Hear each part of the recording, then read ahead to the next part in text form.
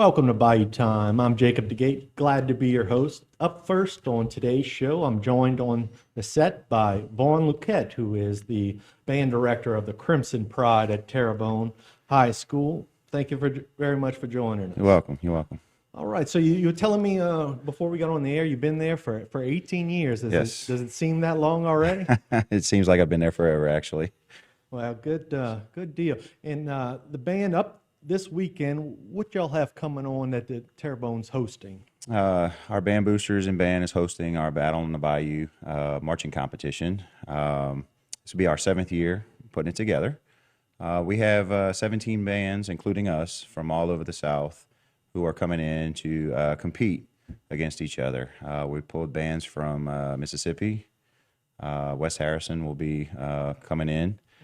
We have bands from Rayne and as far north as Central in Baton Rouge. Okay, and is going to take place? Is it the marching on the football field? Is that Yes. where it's going to be? Yes, it'll be their marching competition shows from each band, and it pretty much all comes to an end at Showcase of Marching Bands in Lafayette. Okay, and when does this start? This is this Saturday? Is This that right? Saturday, October 15th, and we will start at 3:30, first band, Rayne High School, and then Terrebonne High will actually conclude the event at 8 p.m. Okay, and how many total bands do you have? 17, including us, yes. Okay. Now, is it the march that you're putting on, is this something, how long do the bands usually work on these marches? Oh, the bands start in July at band camp. But the directors start sometimes as early as February to put it together, to design the shows, to get music and the drill that the students do. I know for Terrebonne, we started back in March, planning and doing that sort of thing. The kids came in a couple times in June. We had a couple rehearsals, and then we started band camp the last 2 weeks of July. The kids came in for 10 days, 12-hour days. It was pretty hot and rugged, but that's pretty much what all the bands have been doing. Well, so it sounds like it's a lot of work, and not only for the kids involved. Of course, they got to practice their individual instruments, and then you got to get marching down. But you have to put, I guess, the game plan together. Yes. It's a lot like a football team, putting it together and planning and just putting the pieces together. And then now the kids are at it, working on it, executing the plan.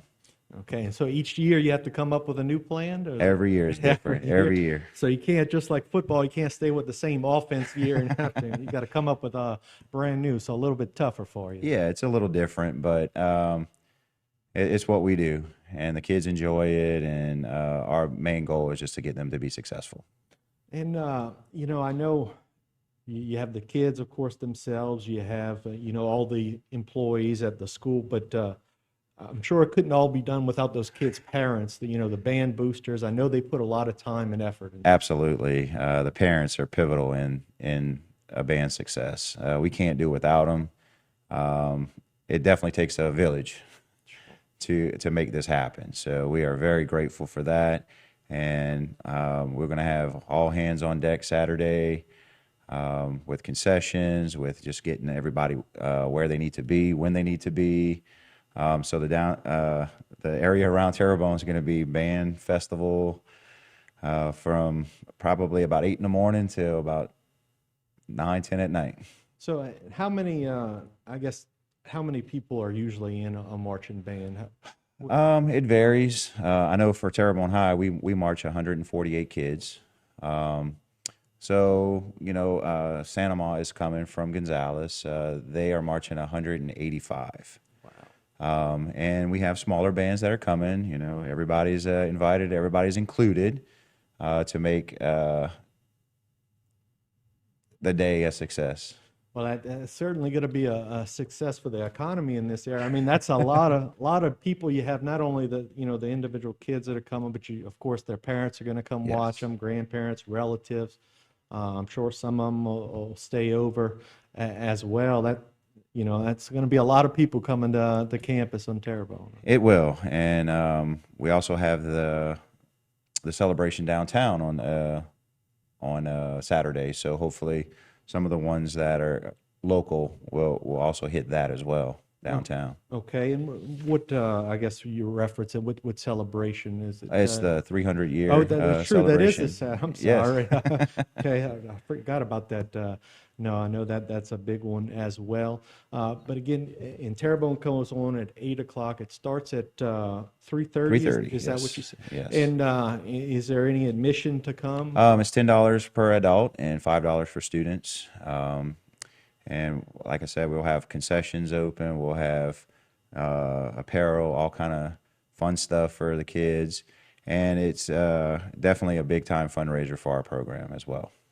I'm sure. And do the kids normally do they get nervous for this event? I'm sure it's. They're excited about it. Actually, it's been 3 years pre-COVID since we were able to host.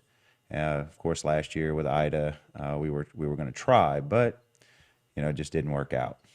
Okay. And how long does each I guess routine usually last? Each band has a 15-minute slot for their performance. The shows vary from about 6 minutes to about 8 minutes in time. And is there I guess a declared a winner after? Yes. Is there judges? Yes. All the bands will be judged, and that we will name the reserve grand champion and grand champion of the Battle on the Bayou 2022. Well, best of luck in your quest. We certainly hope you'll do well and you'll have some good weather on Saturday. It looks like it's going to be great. Sounds good. Thank you very much. Thank you. All right. Stay tuned for more right here on HTV.